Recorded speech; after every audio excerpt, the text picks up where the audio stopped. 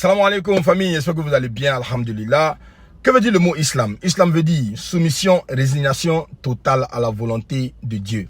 Lorsqu'on parle de l'islam aujourd'hui, il y a toujours des personnes qui veulent s'opposer à cette belle religion pour montrer aux gens que l'islam est une religion de haine, l'islam est une religion de violence.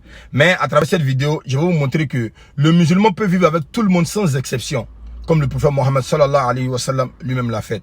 Aujourd'hui, on va aller jusqu'en Italie, où on va voir la plus grande mosquée d'Europe. La plus grande mosquée d'Europe. Et aussi voir comment est-ce que les musulmans qui vivent là-bas vivent avec les non-musulmans.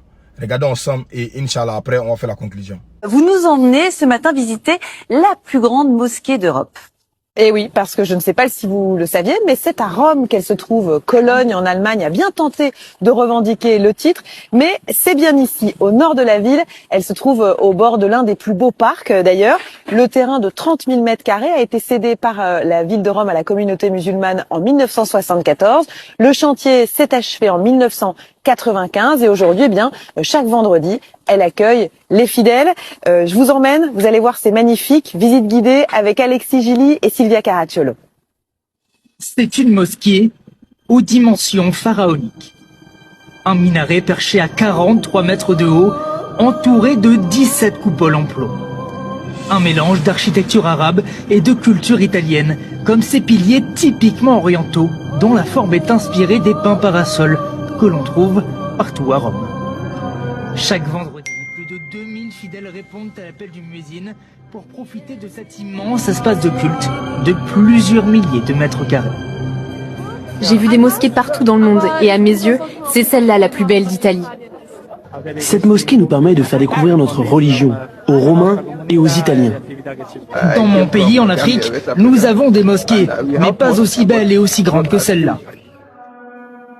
La mosquée a été conçue par un architecte italien. Sa construction a commencé en 1984. À l'intérieur, sous ces lustres minutieusement sculptés, des artisans venus de tout le monde arabe ont participé à la décoration de la salle de prière avec ses mosaïques marocaines, ses bas-reliefs sculptés.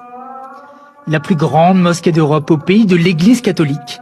Un exemple de coexistence réussie.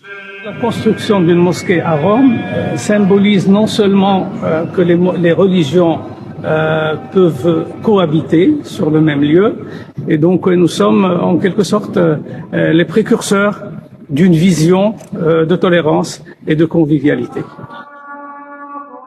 À l'approche du Ramadan, le centre islamique le plus prestigieux d'Italie accueillera de nombreux fidèles. Un point de convergence pour la communauté musulmane italienne qui compte près de 2,5 millions de croyants. Allahu Akbar, Allahu Akbar. Vous avez vu ça? C'est ça l'islam. Le musulman peut vivre partout avec tout le monde sans problème. Puisque le prophète Mohammed sallallahu alayhi wa sallam lui-même il a vécu avec des juifs. Pourquoi pas nous? C'est vrai qu'il y a des personnes qui veulent exagérer. Mais cela ne veut pas dire que c'est l'islam qui leur demande cela. Non, en islam, il n'y a pas de forcing.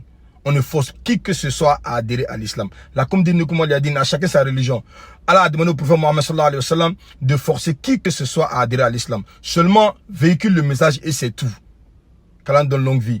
Pour tous ceux qui ne sont pas encore musulmans, posez la question, on va vous expliquer et vous allez voir la vérité. Et Inch'Allah, vous allez adhérer à cette belle religion. Qu'Allah donne longue vie, qu'il fasse une de musulmans purs et sincères, qu'il nous guide sur le droit chemin, qu'il fasse que la kalima qui est la ilaha illallah, Muhammadur Rasulullah, sallallahu alayhi wa sallam, soit notre dernière parole. Wassalamu alaikum wa rahmatullahi wa barakatuh.